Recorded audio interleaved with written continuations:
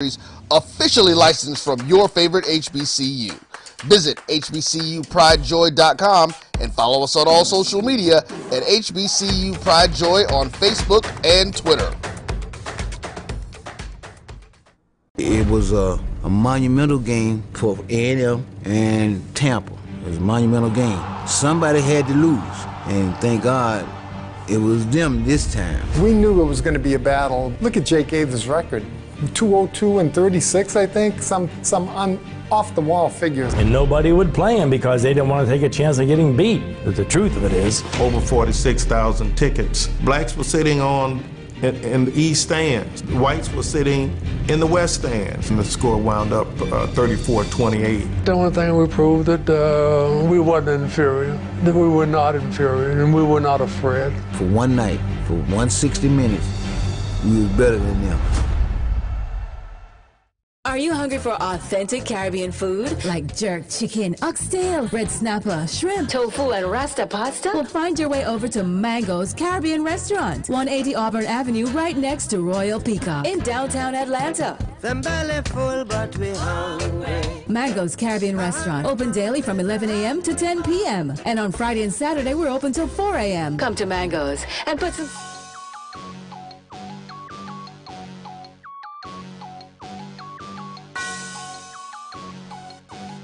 Yeah. I love my HBCU, and boy, I love it, love it. I love it, love it. I love my HBCU, and man, I hope my team they won. I hope my team they won. Yeah, man. I hope my team they won. I hope my team they won. Yeah. I tune into the HBCU Sports Lab to see if my team won or lost. If they lost, I'm quiet as a mouse. But if they won, keep tab. I'ma do the dab, yeah. Dr. Cavil, he know what he be talking about. Mike and Charles, they know what they be talking about. They compress the analytic data with this hip hop. If you know them like I know them, they gon' tell you if your team, if they won or lost, and who the ball. So listen to Professor, yes sir, and pay attention, cause he gonna teach a lesson.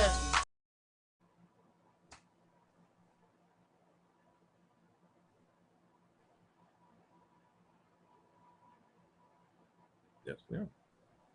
Do we need to do the intro again, or?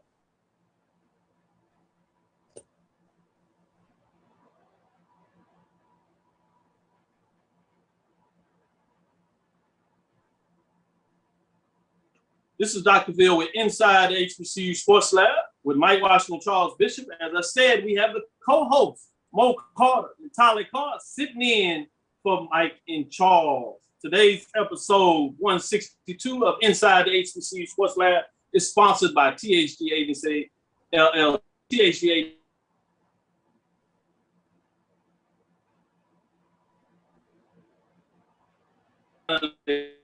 As we all, I wanted to put a pin in any final thoughts in terms of the framework. I wanted to ask, how often in media does this happen in regards to folks providing a framework or the lens, and we'll be kind with this, the lens that they believe they saw versus what individuals that may have been in that area and what they saw and heard? I'm gonna start with you, Tolly. In your experience, how often does that happen?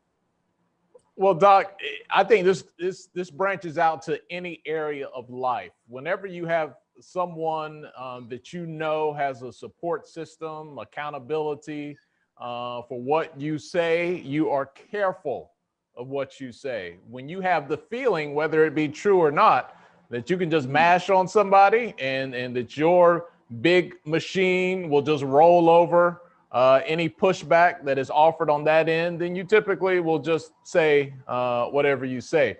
We've seen that not only with HBCUs, we've seen that with people like Kwame Brown, right? Everybody thought they could just mash on Kwame Brown. Well, guess what? One day the rabbit got the gun, and then it wasn't so much fun. I will say this: it happens more often than not, and I'm not into look, let's cancel people when they go astray.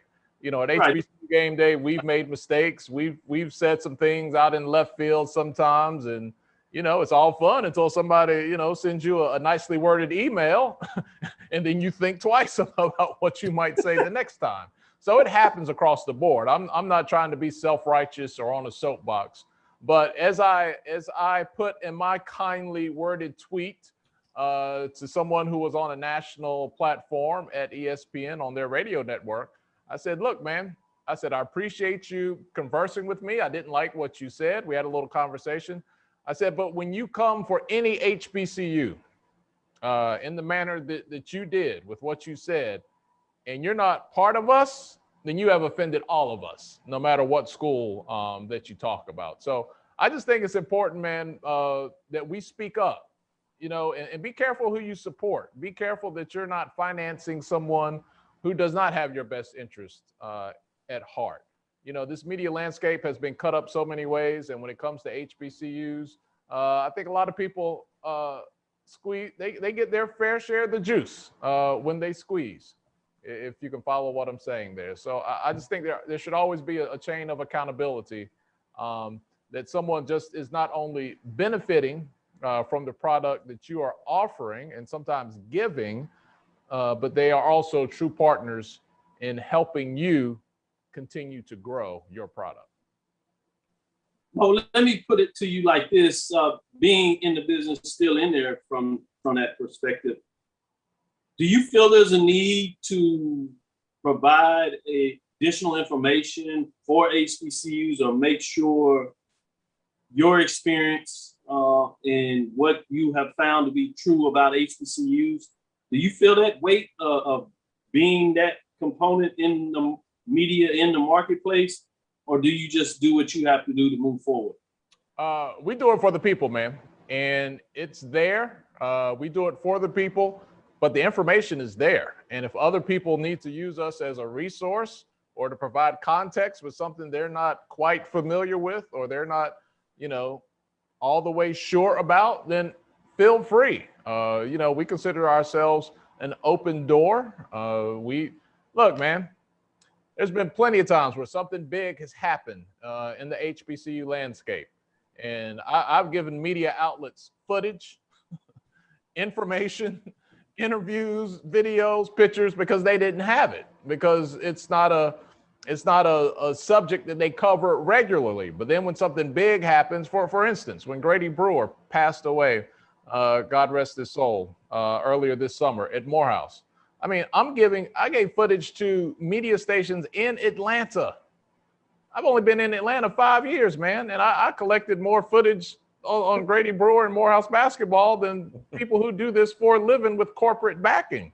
Wow. I didn't mind. And I'm not saying it now to try to, you know, boast or flex or anything, but it's just a matter of the fact since you asked the question.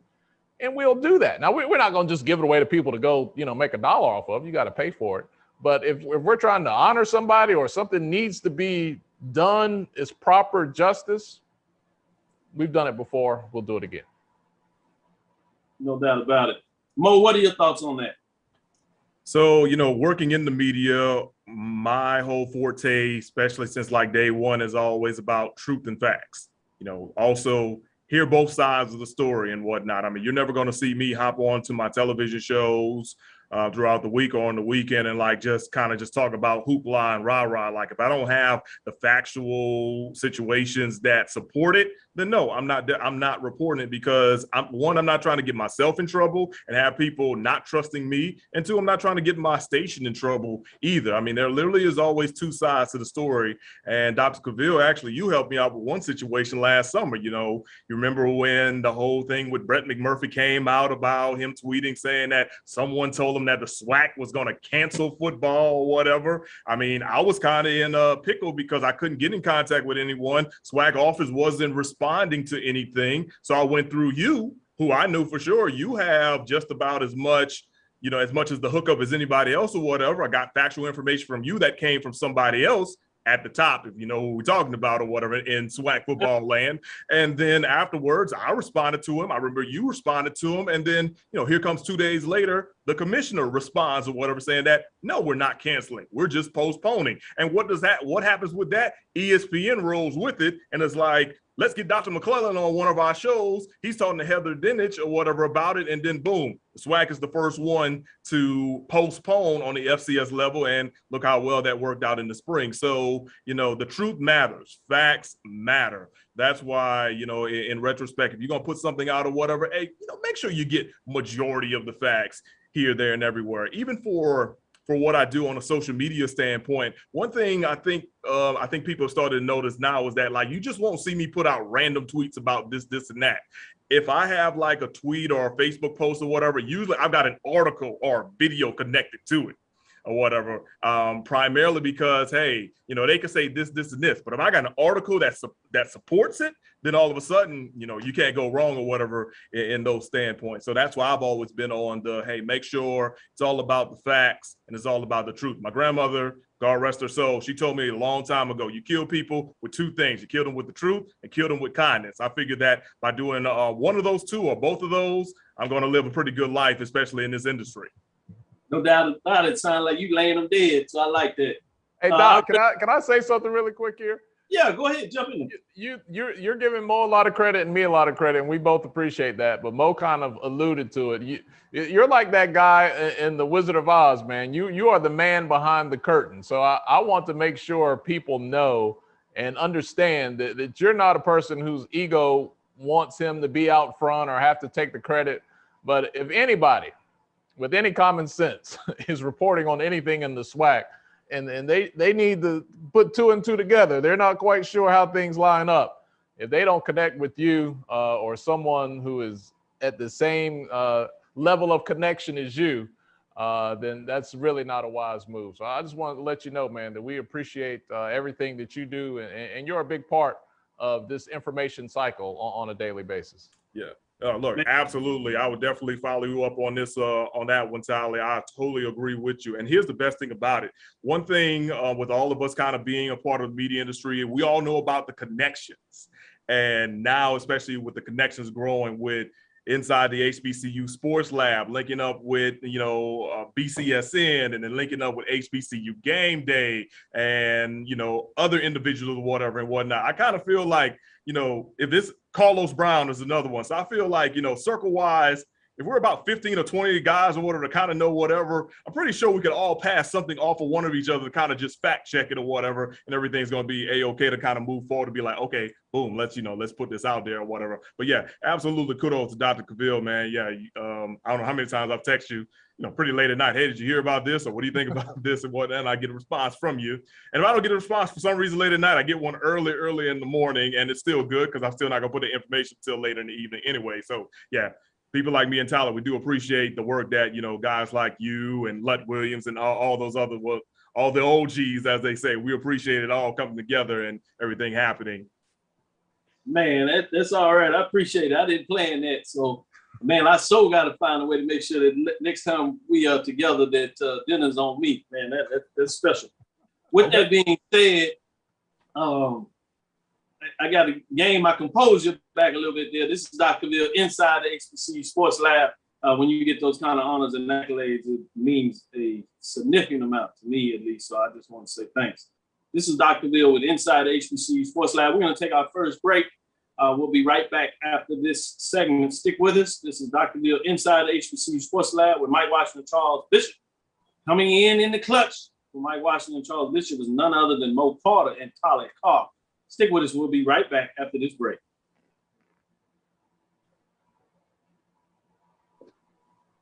This is Ryan Fulford. AD Drew and I are co-hosts of the BCSN Sports Wrap. We talk about all things related to HBCU athletics. From the games, teams, coaches, and fan interest stories, we cover it all. You can find our shows on Facebook at BCSN Sports Wrap, YouTube at MyJBN Online, and everywhere you listen to podcasts like Anchor, Spotify, Google, and Apple Podcasts. You can also find the show on the Jericho Broadcast Network's app.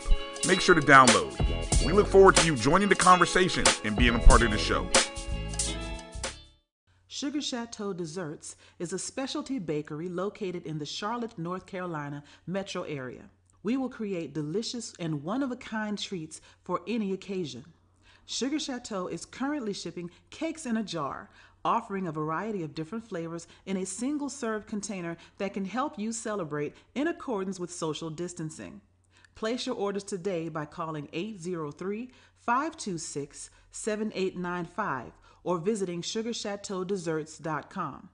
For 200 years, Montgomery, Alabama has been making history by people who had the courage to stand up for change. Today, this riverfront city has been reborn, embracing the past and looking forward to the future. From the National Memorial for Peace and Justice to the stage of the Alabama Shakespeare Festival, this is where history was and is made. We are proud to call Montgomery home, and together, we can be the change. Thank you, guys. Talking about. They compress the analytic data with your hip hop. If you know them like I know them, they gon' tell you if your team, if they want to love, and who the ball. So listen to Professor, yes sir, and pay attention, cause he gon' teach a lesson. As long as you say it, I'll just flow off of you. This is Dr. Bill with Inside the HBCU Sports Lab with Mike Washington, Charles Bishop, sitting in for my crew that are out on assignment. Another Dan, Mo Carter, and Tolly Carr. That's DZTX Sports, Mo Carter, and HBCU Game Day, Tolly Carr, bringing it hot and heavy. We're going to spin it a little bit. We're going to get back into the HBCU action. Not quite on the field, but it certainly is the preseason in regards to what people think is going to happen on the field, and that is for the SIAC. Starting with the preseason rankings, we have the Eastern Division and Western Division. Right. 8 teams in the Eastern Division, with 2 of them, Edward Waters and Allen, as you may or may not realize that they're not eligible, as you probably just heard a couple of weeks ago that Edward Waters University now has gained NCAA Division II admittance in terms of going through that process, and they will become the only NCAA Division II program in the state of Florida. Think about that. Realigning with the SIAC, so they're in there, as well as Allen. People may have forgot that announcement over a period of time, bringing it back to your thought process. But shouldn't be a surprise to many people out there in terms of the top 3. We'll do it like that. Top 3 out of the Eastern Division was Fort Valley State, Albany State, and Savannah State. The 3 public institutions in the state of Georgia go 3-2-1, and that is the respective order of finish. I'm going to start with you, Tolly, in regards to, since those out of the Georgia area, what are your thoughts in terms of what came out from the coaches and SIDs in terms of Fort Valley State, Albany State, Savannah State, 3-2-1? Well, those coaches didn't pick Savannah State last again. Right. They learned that was a mystery to me. You got a team coming out of the MEAC. We've seen this before. When teams come down from Division I to Division II, you know, at least for 1 year, man, they got some heat with them. They've got some leftover resources, man, that they're going to bring it. So nobody had anything for Savannah State the last season that we played. They were definitely not a last place team. But you know how those votes go, man. Coaches just, I think whoever votes, coaches, SIDs, SID voting for the coach, whoever, they just say, how did we finish last year? All right, do that. Savannah State wasn't here last year? All right, put them at the bottom. So, that's probably what happened. I think they had a little more respect this time around. Their running back, preseason offensive player of the year. So there's going to be, I think, a lot of smoke with Savannah State. They were really aggressive about trying to get some games in the spring, too. I think they played 1 or 2 games this spring. So they've been trying to stay on top of it. Coach G at Albany State is always going to be in the mix there. That is a tough team to deal with. Still haven't been able to get over the hump, though. They've been able to get to that championship, level, but championship win, not quite yet. So you can always look for something interesting from there.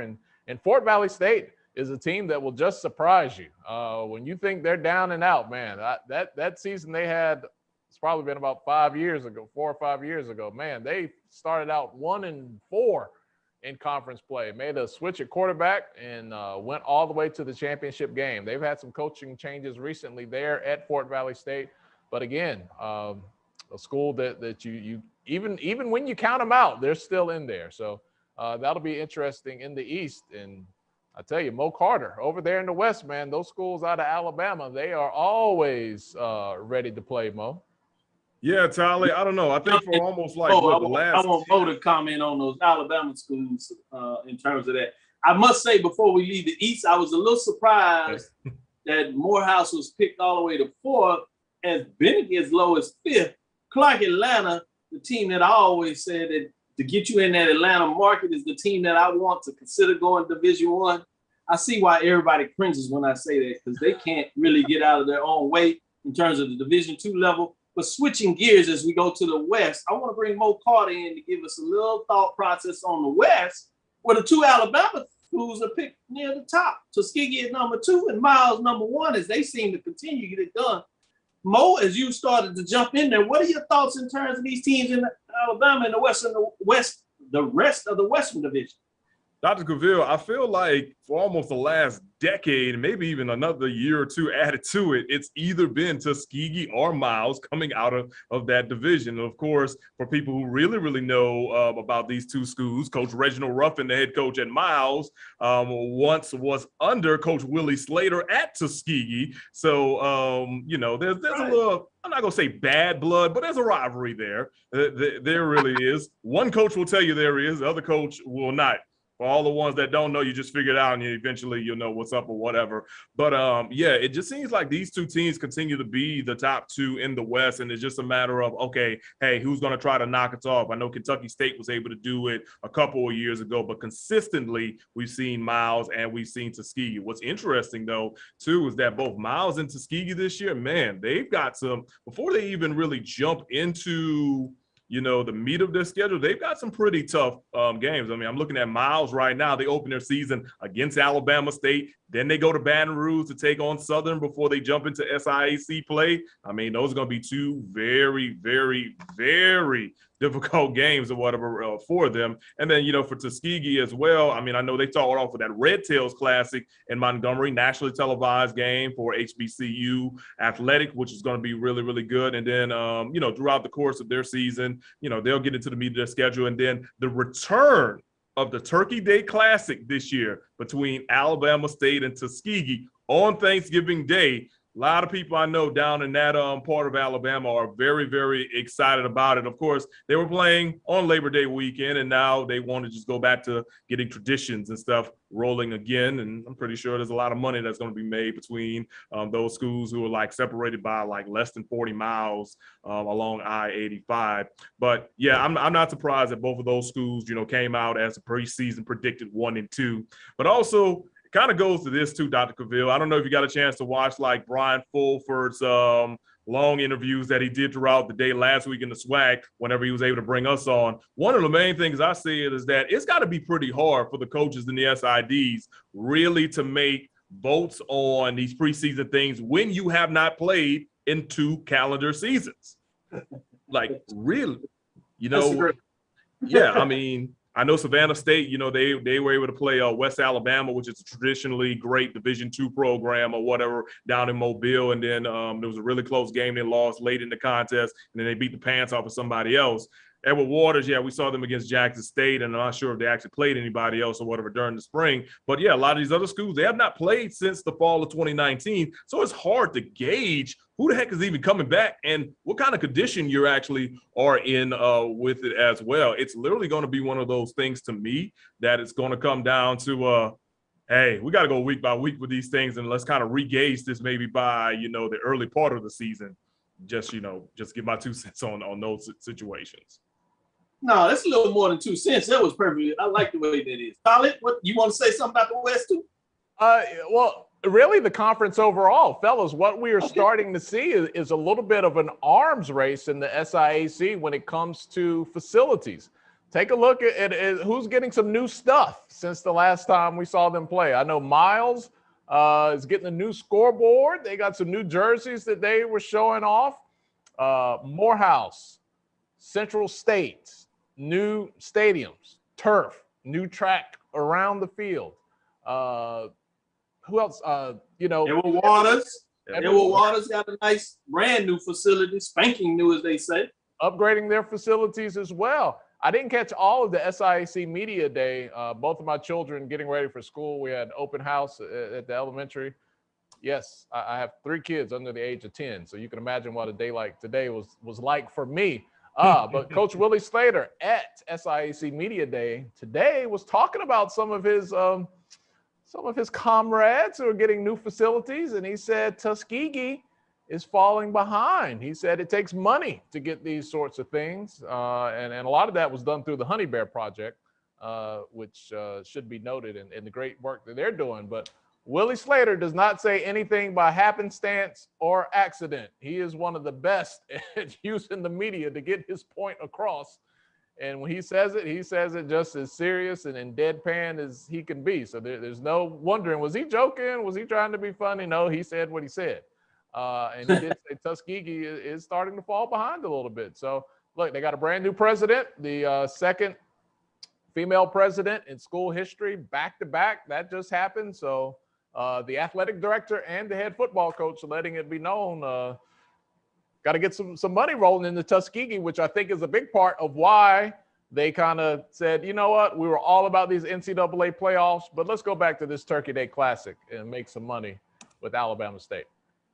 Oh, great point that you put that spin in there in regards to the finance. You know, we talk about the business side on this show, so I'm glad you went in there. I think it's fascinating when you look at also in terms of the West that the public institutions of Kentucky State and Central State can't quite get over the hump, unlike what you see in the East Division. So it's always intriguing for me to look at the framework of those things that take place. And then AD jumped in here, and he wanted to bring out a point. You know, he's Tuskegee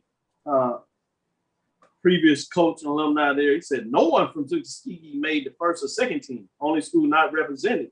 I think he's a little shocked by that, which is going to be fascinating. He said, recall that Fort Valley played a couple of games in the spring, unlike other teams, which is fascinating. But I wanted to really give a shout out before we move on. Preseason Defensive Player of the Year is Mitchell Smiley of Miles College in terms of linebacker. I don't know why I was going to go over there to the Red River Athletic Conference with Wiley College, have them on the mind, but you know, it should be fast. Denzel dropped some money down there, man. Yeah, I saw that. Sure I saw that. Preseason Offensive Player of the Year is D'Angelo Duran out of Savannah State. As we said, I really look for Savannah State to find a way to get it done this year. I'll be surprised if they won't. And as you alluded to, taking it back, you've seen that with Winston-Salem State when they had their nice move and really dominated the CIAA as they went deep into the playoffs, semifinals, and final run, ultimately, as they did not finish their ascension to the Division I FCS level, but returned to the Division II as a member of CIAA. So I really thought that was a great framework that you brought in there when you looked at it. Any last comments that you wanted to make in terms of the SIAC? I'll start with you, Mo, and then come to you, Tolly. Just in general, in regards to expected finish or just anything else on your mind? So overall, I mean, you know, taking a look at these preseason rankings, I mean, I think they are what they are or whatever. I mean, like Tolly said earlier, you know, Savannah State got to disrespect the last time, and then they came out and they were like, hey, oh, you disrespect us? Here, you know, let's show you, well, you know, what a team that just was a D1 program can literally do on a D2 level. So, you know, if they've got a strong nucleus coming back, then I can see why, you know, they were selected to still be, you know, number one possibly, and, you know, making it to it. And then, of course, in the West, as we mentioned, I think it's really going to come down to Miles and Tuskegee, you know, probably so. And it's literally going to be like, okay, can Kentucky State, Central State, or Lane catch them in any way, shape, or form? I mean, my guess probably not, but then at the end of the day, that's why you play the game on the football field, and we shall see, you know, overall. But you know, it'll be interesting very early on. Keep a lookout for that opening weekend. I know that a lot of people will be locked into the Grambling State, Tennessee State game, the Florida A&M versus Jackson State game. But hey, don't forget about this Tuskegee versus Fort Valley State game as well, which is on ESPNU on that Sunday evening as well. So, you know, HBCU still being put on the mark the first weekend of the college football season. Well, the first true weekend of the college football season, week 1 or whatever, because we know they got week 0 and all that. So, you know, I would say, you know, it'll be interesting to see, you know, how Tuskegee looks since they haven't played in basically almost 2 years against the Fort Valley squad. And those two teams always play very, very tough and competitive against each other. I don't ever remember it really ever being a blowout between any of those over the last couple of years. Pretty tightly contested, and whoever makes the least mistakes is probably going to snag that. So be on the lookout for that one, and we'll see how the rest of the season progresses. Red Tails Classic, boy, that should be a good one as well. Tolly, I want to stay off a little bit since you bring that and give me a chance to really talk a little bit on the business side. And I'll see if Mo wants to get in this. You got 8 teams that they talk about in the Eastern Division and 5 in the Western Division. Who's going to shift over? So you get, 7-6, or you think they're going to keep it at 8-5? Geographically, it's kind of hard to say because the way everybody lines up in the East, especially, South Carolina and Georgia, you can't physically, make that West. But somebody can, bite the bullet, and maybe some of the new kids on the block have to pay the price. That old philosophy, last on, first off, or maybe last on, first to be inconvenienced there. So when you look at Edward Waters and Allen, but one thing that I will be watching, before we, at some point we'll get to some balance across the division. But Doc, one thing I'm thinking about is old guard and new guard, especially with the SIAC essentially having pulled the plug on a season. And you know how sometimes your favorite thing around the house, I don't know, one of your favorite tools or your stereo or something, you unplug that thing for a while, man, put it back in the box, and then you come back later. Doesn't always quite work the same. There's something to be said about not using something on a daily basis. So you look at the old guard and the consistency that we expect out of the SIAC, and you look at places like Tuskegee, Miles, Albany State, Morehouse. But then you think about, there's some coaches who have been there for, maybe played that 1 year, and now they've had a season off to continue to implement their culture, their system, their personnel. You've had some coaches who took a job in the SIAC and they still haven't coached the game yet. So looking at coaches who have 1 year or less at their current program, you look at Bobby Rome at Central State, Chennis Berry there at Benedict. Clark Atlanta still has a new system there. Savannah State is new to the conference again for their second time around. You look at Edward Waters, you look at Allen there, and man, could these teams rise to the top after that break and kind of reseed and reset the things that we expect business as usual in the SIAC? No doubt about it. Edward Waters and Allen, as we said, they're ineligible for the playoffs as they just joined the league. But to your point, it's going to be fascinating to see how this thing level sets, put it like that, in terms of going on. But I wanted to ask Mo, do you have any thoughts? Do you shift Benedict over, since they're the only one, keep the Georgia and Florida in one division, and then you make Benedict in South Carolina shift over to the East, or do you just keep it 8-5 lineup? What are your thoughts on that? I don't think they keep an 8-5 lineup. I mean, honestly, I'm kind of like looking at these schools, and I've got a map pulled up right now, and I just don't see how that, is going to happen, quite frankly. I'm kind of wondering, would they split one of the Georgia schools and move them over to the Western Division? Maybe Albany goes to the West as a possibility, or Fort Valley, because just looking at, because I mean, Fort Valley and both Albany State are very, very close driving distance to schools like Tuskegee and Miles, like very, very close, or whatever, to the Montgomery and Birmingham metro areas where those schools are at. So if I had to say, one of them gets shifted, I think one of them possibly gets shifted over, and then they kind of, figure out the rest. I know Edward Waters is down there in Jacksonville, and, they can kind of go up the Eastern Seaboard if you want to keep them going, but it'll be interesting to see how they actually do it. But my guess would be they probably move one of the Georgia schools over and kind of just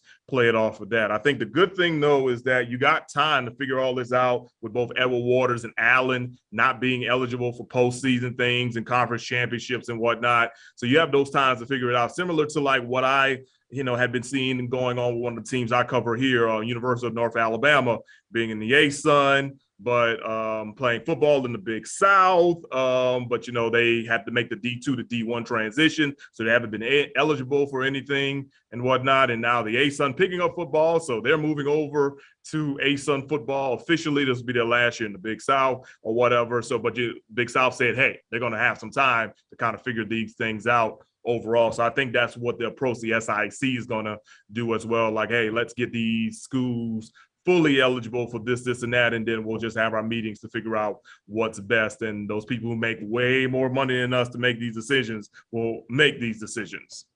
No doubt about it. Great point by both of you all. With that being said, it's a good problem to have because the SIAC is in good position in terms of conference turning taking place in a positive direction for them with expansion. We see the big news in terms of SEC approving Oklahoma and Texas. So we see that trickling down or even ahead of schedule, fascinating enough. We'll take a quick break. This is Dr. Bill inside the HBCU Sports Lab with Mike Washington and Charles Bishop. Holding it down for them is none other. Thank you guys for what you do for HBCU athletics. This is a fantastic avenue for all of us. This is our ESPN, so we love what you guys do. Brian, AD, Roy, all you guys at BCSN. We really appreciate what it is that you guys do for us.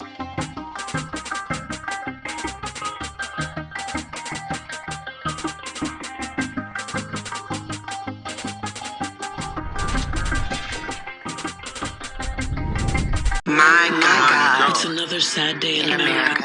Painful to be introduced to George Floyd during his last breath with a cop's knee on his neck. He deserves so much more. How many black lives have to be taken before something is done? We are not a threat. I am shaking as I type. This has got to stop. We are sick of it. I just want us all to live. Death will not stop until the powers that be are finally held accountable. Don't look away from the truth until every one of us are free from white supremacy. The world stands with you.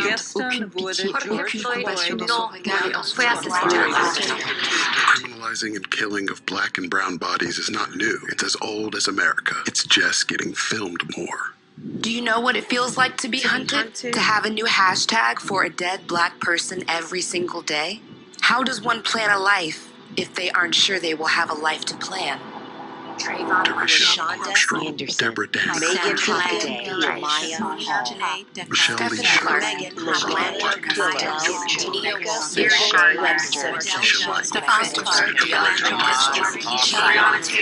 George Floyd. His name was George Floyd. Say his name. Say his name. George Floyd. Say his name. Say their names. Once again, and always, we fight for justice. Black Lives Matter. Black Lives Matter. Rest in power, beautiful. You didn't deserve this. The Cavil Group is a Florida-based marketing and training consulting firm. We help businesses communicate to their target audience and engage them in conversation. We also help to expand their audiences, which will ultimately result in growth for those organizations. In addition to being a certified constant contact specialist, my colleagues and I are also certified in John Maxwell Leadership Principles. We use these proven principles to conduct workshops, training, and private coaching sessions for individuals and companies looking to take things to the next level. Contact us to schedule a free consultation. Issues today, don't delay, call Cavil. Have you talking about? They compress the analytic data with your hip hop. If you know them like I know them, they gon' tell you if your team, if they wanna lose, and who the ball. So listen to Professor, yes sir, and pay attention, cause he gon' teach a lesson. This is Dr. Bill with Inside the HBCU Sports Lab with Mike Washington and Charles Bishop, sitting in with Mo Carter from WZDX Sports, and none other than Tolly Carr from HBCU Game Day, holding it down for us today. Before we get into this SWAC television release to see if you have any thoughts in terms of some of the big matchups that people need to keep their eye on that will be broadcast by the ESPN family of networks at this point, I did want to stay with the Division II SIAC, and then you get some CIAA love in there, and then you sneak in West Virginia State outside of the two HBCU conferences, if you allow me to use that framework, is Chris Paul and the tournament that he's putting together. Let me stick with you, Tolly Carr. What are your thoughts in terms of the announcement by Chris Paul about the basketball tournament and all the things that surrounding it? I think it's on brand for Chris Paul. He has shown that, even though he went to school and played at Wake Forest, that he still has a great amount of love for Winston-Salem State, the HBCU, in the community that he grew up in. He's currently enrolled as a communications student, according to him, at Winston-Salem State University. He has been consistent in the NBA the last couple of seasons, showcasing HBCU merchandise in that famous player walk-in when they get out of their Range Rovers and Mercedes and Ubers or Kawhi Leonard a Chevy Blazer and they walk into the arena. Man, he loves that merchandise from HBCUs. He even wears some of it, if you look closely, in his State Farm commercial. So it's on brand for him.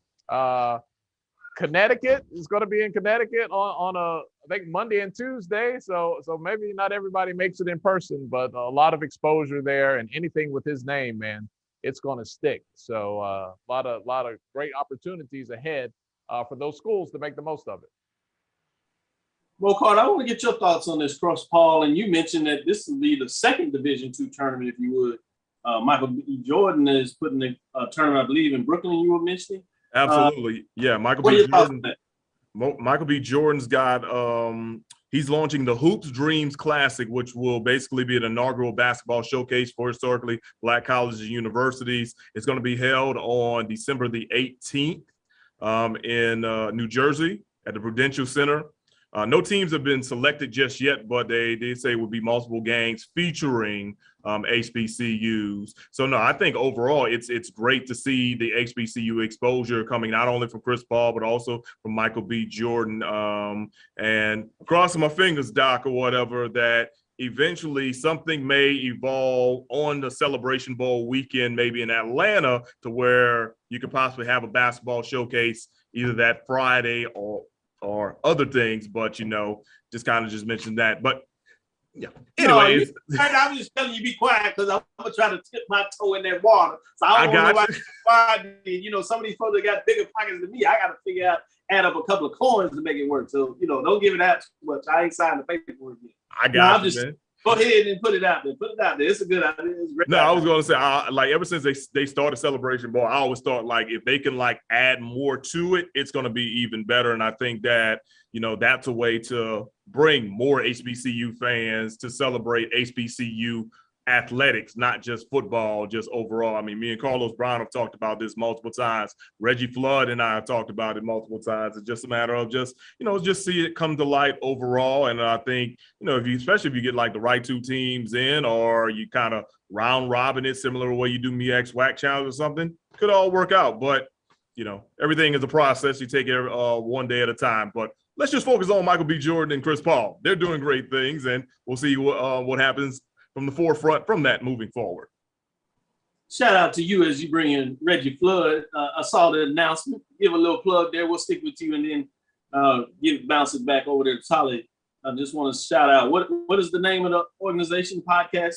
Okay, so the company that my television station is owned by, Techno Incorporated, the company purchased the Locked On Podcast Network about 1.5 years, 2 years ago, and basically Locked On has, they're basically podcast beat writers, very, very close to teams. They've got NFL teams. They've got college coverage. I do some work with the Alabama and Auburn ones. And for a while, they do ask people in different markets or whatever, hey, is there anything, you'd be interested in? So about 1 year or so ago, I asked hey, can we get an HBCU one? Eventually, I kept asking enough, and one day they sent me an email saying, hey, we really like your idea, along with the fact that we see how much HBCU sports mean to you being a former player, and of course your coverage of HBCU athletics. And it was we really think we could work on something with this. All of a sudden, last week, got another email saying, we got it all done. Here comes the announcement, and lo and behold, my fellow Southern University alumnus, Reggie Flood, who is currently a radio host in New Orleans right now, he has been hired for that position, and he will basically be having an HBCU podcast or whatever within the Locked On network, and he'll basically be talking about every HBCU major story from here, there, and everywhere. And of course, you know the deal. It's all about connections. So I'm pretty sure all three of us will probably be on that podcast at one point in time just to talk about, what's going on in the world of HBCU athletics. Hey, Tegna, call me, Tegna. If we're talking offers. If you no doubt about it, because I was going to put the plug. I'm going to get a little bit of the HBCU game day coins and put my basketball tournament together and let you call it. But yeah, the podcast wouldn't be bad either if they going to get the plug in if they want to talk some. We got the plug. We got Mo Carter. We know that he's back there saying, "Hey, call these boys. Call these boys." So we appreciate that, Mo. A lot of love. Congratulations on the serious side about it. Appreciate you putting in the work. We always say it's important to have people on the inside that can turn the knob a little bit and push the angle. So that's good stuff there. I wanted to get into it. Everybody wants to get into the SWAC television announcement. I want to get your thoughts on this. Our previous folks, we let them tease in there and put their order of finish. Since y'all covering things, I won't put you on the spot. I won't make y'all do that. But if you got some teasing things that you want to say from some of the coach or you want to fire, well, let me start with Tyler. Tyler said he wants to fire. Tyler said he's ready. He's ready. Eastern Division, Western Division. Let's start with the Eastern Division. You see what the team put up. Hey, man. What's your order of finish? Look, we got Mo locked in with Alabama A&M. He does not want any smoke from Coach Maynard. So look, we understand, Mo. We understand. Hey, we tell Charles Bishop, don't bless you. Don't stop your blessing. So Mo, you know what it is. Right. Look, I'm all in. I'm gonna put all my chips in on Alcorn State as they make their move to the West. So I got them winning the division. I think UAPB can still do some things, but with Alcorn Big Brother moving over there, I don't think anybody's going to stop Felix Harper and Fred McNair in that division. So will they make it back to the Celebration Bowl? I don't know, because we got a lot of moving parts in the East. But you can have the field in the West and give me Alcorn. East, you don't want to put a plug on the East. Is too. I was giving you a chance to see what you had to say there before I switch gears. No, I like what you said on the West in terms of that. I think a lot of folks are taking stock in Alcorn. The only thing that I say about the Alcorn that really concerns me is the number of road games. They have 6 conference road games. And I think that in this deep conference is really tough. You talked about Alcorn. You talk about Pine Bluff and the fact that they'll be in it. Guess where that game is going to be played?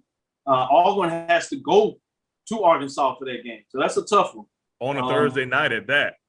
The advantages for Arkansas Pine Bluff that you talked about, they have Grambling at home, they have Southern at home, they have FAMU at home, and they have Alcorn at home. Obviously, a very tough schedule any way that you crack it. But the fact you got it at home, I think it's going to be fascinating. So for those in terms of that have picked Pine Bluff low, I was like, man, y'all might want to revisit the schedule. I know a lot of y'all fall in love with brands. I know the other side y'all like to look at in regards to Pine Bluff losing a lot of folks. But it's something to me that you need to look at a little bit about the scheduling, and I'll leave it there until you give me your thoughts on the East, and then we'll turn it over to Mo since we getting into this a little bit. You talk about a Thursday night game. To me, Thursday night equals neutral field, no matter where you play. The vibe is not the same on a Thursday night. That would be that's a disadvantage to who. That's somebody who lost half a home game right there. Whenever you play on a Thursday night. Look, the East comes down to this: is Jackson State going to be who they say they are? Because they hear Jackson State tell it, they can compete in the SEC. Look, these are their words. That is what they said. They have talked the talk. Now they're going to have to walk the walk. As much as I hate cliches, I cannot predict if they are going to be who they say they're going to be based on their personnel. But I'm going to give them the benefit of the doubt and say until I see otherwise, that they have an 85% turnover from what they put on the field this spring, which wasn't the greatest when you look at wins and losses. But hey, when they run down, we got players from here, they were from there, and you hear all these, big name schools, and they're now at Jackson State. There's been a lot of talk. So that's going to be fun either way. I will say the team that I am most interested in is going to be FAMU, because I think FAMU is in a unique position that they are still on the rise. I think they were down for a while, and then we saw that rise in the MEAC, a team that was able to defeat North Carolina A&T, but it was almost like a boxing match, though, when it was time for the heavyweights to finally, fight it out, and then FAMU wasn't eligible to go, and then A&T was leaving, then FAMU's leaving. It's like we never really got that for all the marbles matchup that we wanted to see between those two. Now, fans were a little skeptical. We ran a soundbite from Willie Simmons from SWAC Media Day and asked him who the quarterback is. And he believes in what was his backup to Ryan Stanley, but then he talked about 4 other guys on the roster. So all the Monday morning quarterbacks are like, man, if you talk about all those quarterbacks, you don't have any. I can't say. They do have a quarterback that has seen some action, that does have a win under his belt. There's a lot in a big game. That was against A&T. There's a lot to be said about getting your SWAC hours up. I talked to Coach Simmons about that. He quickly reminded me that he already has his SWAC hours. He earned those at Prairie View. So I think he'll set the tone where there won't be a lot of being in awe of being in the SWAC now and those environments that are a lot different from the MEAC. And then there's Alabama A&M. So I will say this. If you put it to my head and say you got to make a pick, your life depends on it, I'm going to go with the one thing that I know for sure, and that's Alabama A&M. Akil Glass has a lot of weapons. He has about 5 receivers that can go get the job done. The running back, he can get it done as well. I've seen that. I know that it works. But I would not be surprised Jackson State or FAMU is right there in the mix. I like Mississippi Valley State. I like Coach Dancy. Still a little ways to go there. And then Alabama State, love their quarterback, love some of the things they have on defense. I love Bubba. I love Ezra Gray. But Alabama State is at school. It's always like 1.5 games. You're like, what happened there? It's like the other games, you're like, I see it. And then there's one game, you're like, oh, what happened? And there's a half, you're like, what happened? So until they can show that they kind of get over that hump of getting out of their own way, that still might be a middle of the pack situation for the Hornets. No doubt about it. I agree with a lot of that. A couple of things that I'll round it off before I shift to Mo and give his thoughts on it is when you talk about FAMU, anybody knows me in terms of when I had him over here at Prairie View A&M, I love what I thought Willie Simmons could get done. So I'm a big fan of that personally. Quarterback, I think he's an offensive-minded person, so I don't see that as a problem. His backup, or whether he goes with the other 4, he's going to find some offensive points. Again, it's going to be a question in terms of what they do on defense, and the defense is solid. Probably one of the best players in the league. So I like that. Jackson State, a lot of talent there.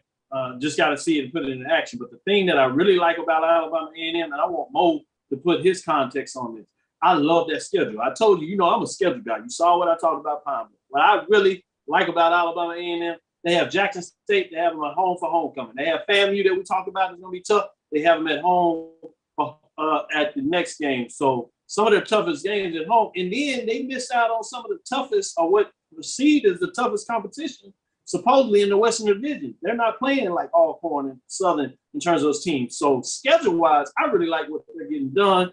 I really appreciate what you said in terms of quarterback, solid. We know what he's going to get done and all that. But they really made some key acquisitions on the defensive side, which they were solid enough next year, but they getting even better on that. Man, that's what's scary when you think about that in terms of what Akil Glass is going to bring on the offensive side. So I like when you talk about Alabama A&M. Mo, what are your thoughts in terms of real quick before you jump to Mo, the team that might come up and shock a lot of people because we're not talking about them, and I just talked about the whole division and didn't talk about them. Bethune-Cookman, yeah. They might just slide in there like, oh, you forgot about us. Pow. Yeah, that's exactly right. Anything about Bethune-Cookman, they're going to make somebody miserable because somebody is going to take the same attitude we talking about against Bethune-Cookman, and they're a solid team. I'm not sure about them finishing at the top, but they're going to hurt somebody's feelings. With that, Mo, give us some more thoughts on this Eastern Division, if nothing else.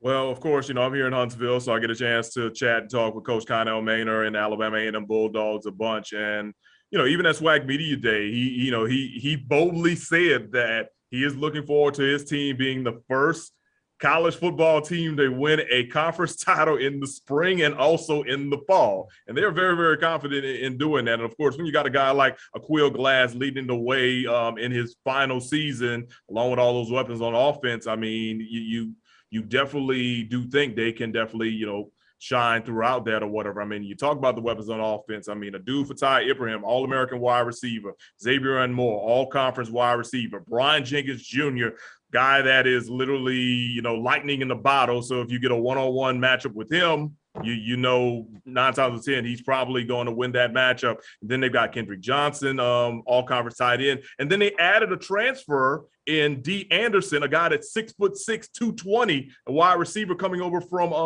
LSU. And I asked Aqeel, I'm like, is there enough balls to go around to get to these guys? And he was like, oh yeah, absolutely, because nobody's selfish on his offense. So that's something to keep in mind or whatever. And of course, they added a lot of key acquisitions defensive wise as far as the transfer portal, because defensively they have struggled the first couple of years, but I think Coach Granville Eastman, the defensive coordinator, is getting things rolling in the right direction. I mean, remember, it was a defensive interception that basically won the SWAC championship game for those guys against Arkansas Pine Bluff in the red zone. And then I think the other key acquisition too is on the staff. I mean, Coach Maynor adding Kindness Boulware to his staff, and that was his defensive coordinator when Winston-Salem State was making those deep runs, under Coach Maynor. So I mean, this guy definitely knows what he's doing coming up for that. But as far as A&M, I feel like this. Yeah, of course, I'm going to say, I definitely see them as being a favorite. But here's another thing too. Yeah, the schedule definitely does work in their favor. They start off with South Carolina State,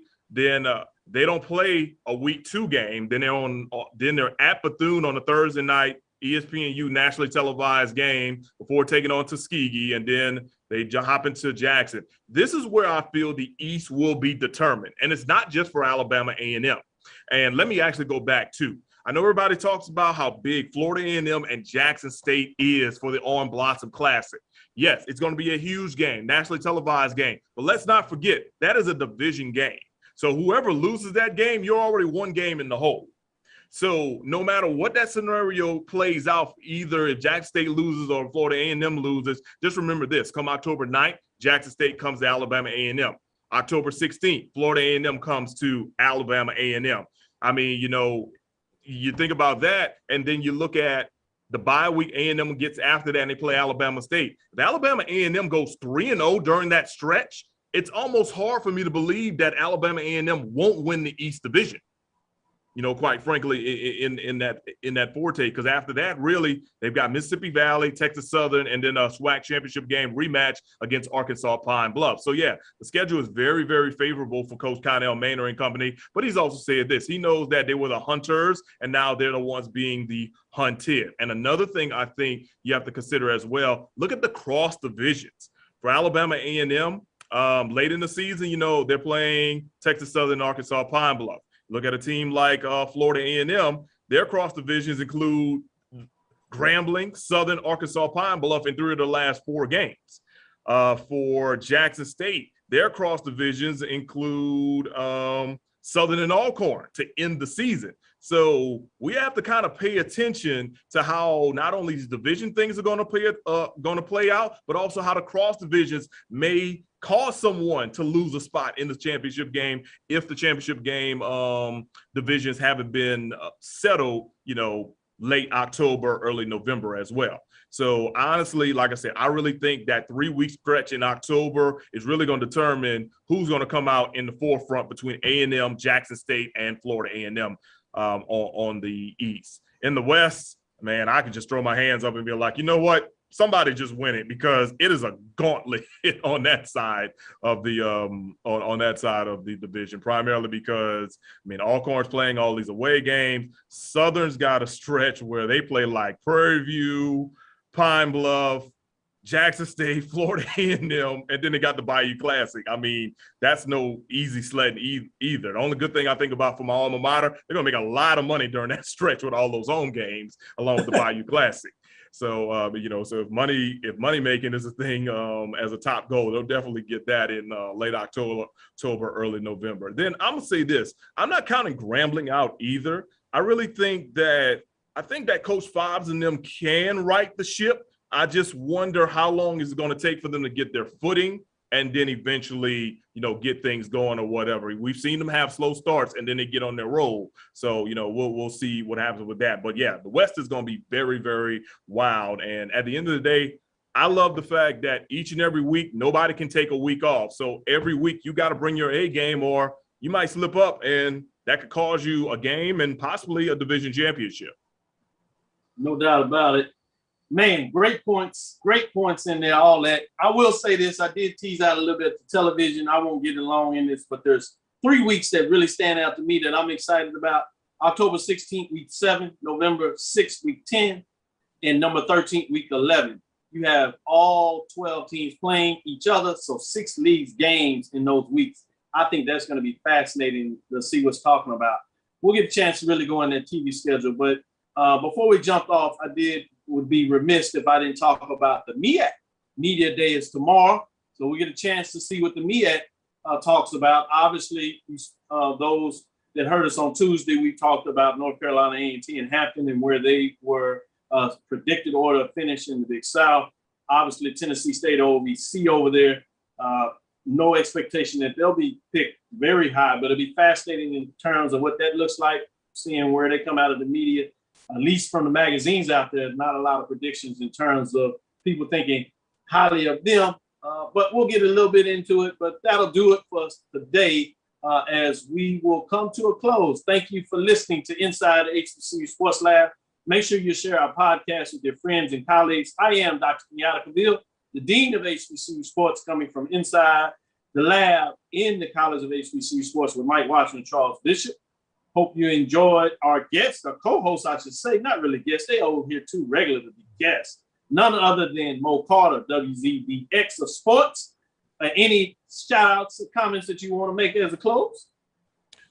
As always, Dr. Cavil, it's always a pleasure to, come on and, talk HBCU athletics and aesthetics and every single thing else with the Dean of SWAC Athletics, which is you, sir. So I definitely do appreciate that. And, if you're not following me on Twitter, it's at Mo Carter, MOCARTER WZDX.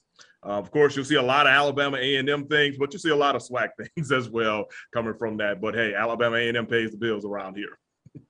You get a lot of good insight in terms of breaking down comments that you will see out there, and you really want to know the honest business perspective or behind the scenes of giving you some context. Another good reason to follow Mo Carter. You'll really be able to move through some of this information that's coming out there that is more challenging to follow. With that, we got Tolly Carr, HBCU Game Day. Certainly need to make sure you follow him. I'm surprised if you're an HBCU fan and you're not following him, but we're going to do the kudos and accolades. With that, Tolly, any last comments that you want to bring? Hey, I'm like Mo, man. I got a shill for the company, man. Make sure you guys go to hbcugameday.com, get all of your information there. When you see HBCU news and we got it, share it from us, man. Sharing all that Bleacher Report stuff. Come on, we got it too. and most of the time, many times, they're some of the first ones to get it, and they give you a perspective that you're not going to get anywhere else. Exactly. So share it, like it, follow it, tweet it, all the good stuff in the social media world, as you should know. Get on it and get it done. Make the business what it needs to be, because you're going to find out and get more information if you continue to do that. Again, we thank you for listening to Dr. Bill's Inside the HBCU Sports Lab with Mike Watson and Charles Bishop. Again, with our great guests coming in terms of the co-host Mo Carter, WZDX Sports, and Tyler Carr, HBCU Game Day. That is with myself, Mike Watson, Charles Bishop, every Tuesday and Thursday right here at 6 o'clock p.m. Central Standard Time. Follow me, Dr. Kenyatta Cavil, on Twitter, Facebook, and Instagram. That's DrKenyattaCavil. Again, that's DrKenyattaCavil. That's Twitter, Facebook, and Instagram. Follow me, tweet me, Do all that good stuff inside the HBCU Sports Lab 1 on Twitter. That's Facebook at Inside the HBCU Sports Lab. YouTube, make sure you subscribe. Dream big. We continue to move forward. We will talk with you soon. We're going to try this, guys. I'm going to go with Tolly. Course. Lecture. Vitamins. Mo. It's like lecture. Dismissed. I got him. We got him. I think Tolly's doing that on purpose now. You know he knows.